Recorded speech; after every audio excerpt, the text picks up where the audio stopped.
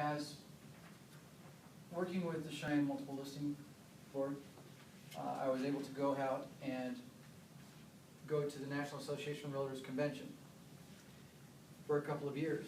When I went to those years, I went and I looked at what was done and what they had offered for classes. Great, I want to sign up for every property management class I can get to. Anaheim. I go to Anaheim, and in the area they come to the regional conferences, and they were having these guys step up, and they were going to be our national presidents. They're going for election, and life's good. So I go there and I listen, and they're coming up and they speak in the conference. And they all had the same message, except for the last guy. The last guy had, he was very direct. His quote was, "We're becoming a nation of renters, and we need to fix that." Now, I leaned over to the two guys sitting next to me who were from Wyoming, and I said, "What does he want to do, put me out of business?" I'm a member of this association. I'm regulated by this association. Out of that convention, there were 5 classes that dealt with property management. There was more that had to do with international real estate investment than property management. Next year I go, Orlando, hey, we have a new president. I didn't know it. So we have a new president, we're going out there and we're talking about it, we're looking at the property management classes, and there's 4.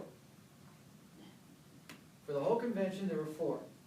One was a round table, one turned into a round table.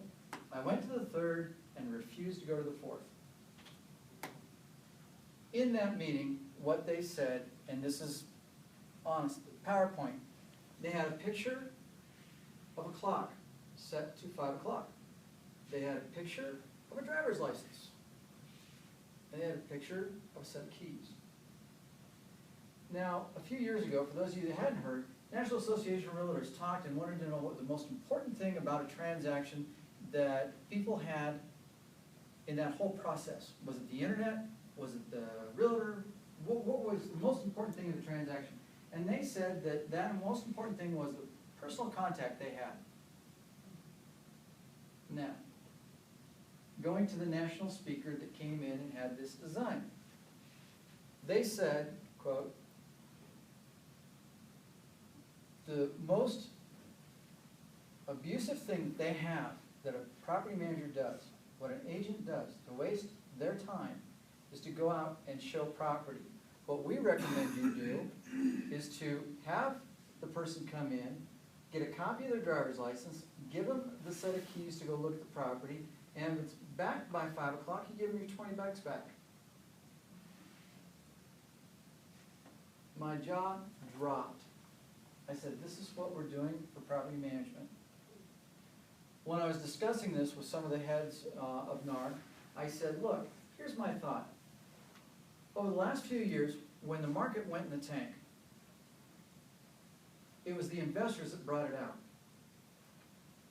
So you have renters. I've done more transactions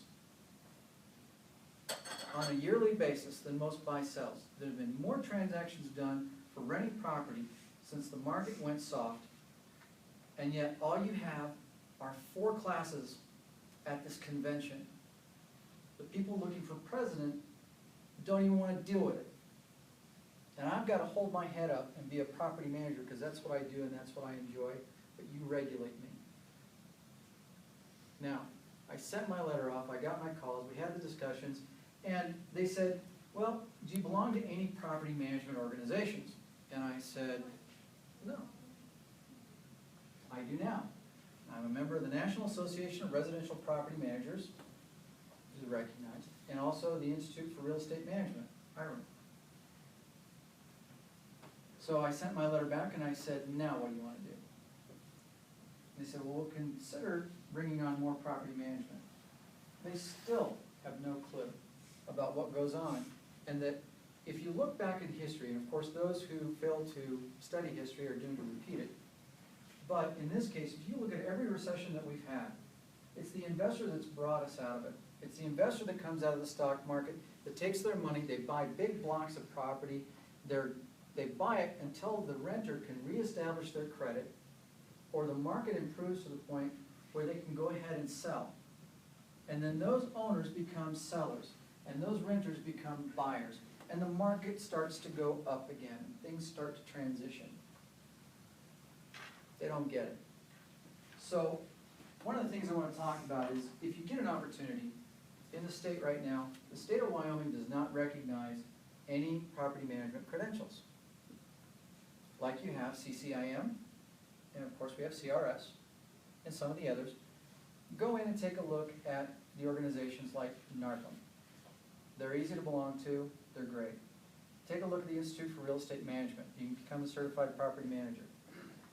We want to move to get some of those designations recognized so that the classes that you can take online for those, you can go ahead and get credit for and get CE credits for, because right now you can't because it's not recognized.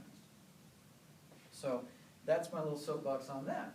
Now, safety, creating a safe environment. Oh, get ready. Language. Code words. Okay? When we have an agent that's out showing property, and we have them and they make a phone call, and they say, you know what, I'm out here, I'm showing this property, but I left some information on my desk about it. It's in the yellow folder that's on the desk. I don't care what that agent says, anything with the word yellow in it, or anything that says yellow, means I am uncomfortable, I don't like the situation I'm in. Odds are I'm going to hang up, wait a few minutes, at best, call them back and say you're needed at the office, and get them out of the situation. Anything with the color red, it has the red tag on it. It's the keys that have the red tag on it. Anything with the color red. Where are you at? I'm at the house. The wall's painted red. I don't care what. My car's red. Anything red. That's not a safe environment. I'm hanging up. I'm calling the police, and I'm telling the police that I've got an agent in a property that does not feel safe where they're at, and they are in fear of something happening. Don't care what it is. Now, we as property managers show property all the time. You want that personal contact. You want that involvement. Get some code words so that people can feel safe. Okay? When you're listening to walk-ins, listen to what they have to say. Real world.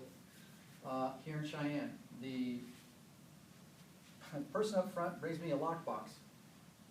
The lockbox has been cut with a set of bolt cutters. It's Friday afternoon, 3 o'clock. I've had a week. Okay? So I look at it and I say, okay. So I get off the phone, I go out front, I look at the tenant, and we were going to put this property on the market for sale. So I look at the tenant and I say, you know, really having a rough time. These run $100. Now, I can either have you cut me a check for it right now, or I can take it out of your security deposit. I don't care. Let me know what you want to do. He says, what's that? I said, it's a lockbox. We gave you a notice a couple weeks ago that the owner wanted to sell the property. We were going to put a lockbox on it. And he says, is there a key to my place in it? And I said, yeah. I said, it's got a key in it, but as you can tell, you can't get into the lockbox unless it's a realtor with a special key. And he says, if there's a key to my house in there, any realtor comes over, I'm going to kill him. I said, okay. I said, but in your lease agreement it says that we can show the property for anybody that's prospective to what's going on. He says, I don't care, any of your agents come over there, step on the grass, I'm going to kill them. I said, okay. You know, like I'm in a Jeff Dunham cartoon. And then I'm sitting there and I go, okay, but it's part of your lease agreement. We don't have a choice. The owner wants to sell the property. We'll give you plenty of notice. If you're sick or there's something you can't do it, we're more than happy to accommodate it. Okay, doing everything I can to work with this guy. And he says, look, if you come over there and you come near that property, I'm going to kill you. Now, I got a 3-kill limit. So at that point, I just kind of reached back, and it's the first time I ever put my hand on my gun. I put my hand on my gun, and I said, you know what, that's not going to happen right now. You can sit down and give me a 30-day notice, or I'm going to give you a 30-day notice. I don't care, you're moving. He says, I'll give you a 30-day notice. I said, no problem. And of course, the little administrative staff is doing this for the 30-day notice. And he sat down, and I called the police, told them what happened. I said, the police want to know if you're going to meet them here, or if you're going to meet them over at the house. Okay? And he says, I'll meet him at the house. So I told the police that. The police came by, and I said, I've got it on video and audio. I have it on tape. would you like to see the tape? And that way, there's no question, I had it. He said, did you take your gun out of your holster? I said, no. He complied after that and pretty much backed off. He said, fine. Now, I'm gonna tell you that's the absolute cleanest house and the quickest I ever got $100 in my life. And it was absolutely spotless, not a speck of dust in that house. Tenant comes in and says, I have a problem. I came in and your staff wasn't treating me right.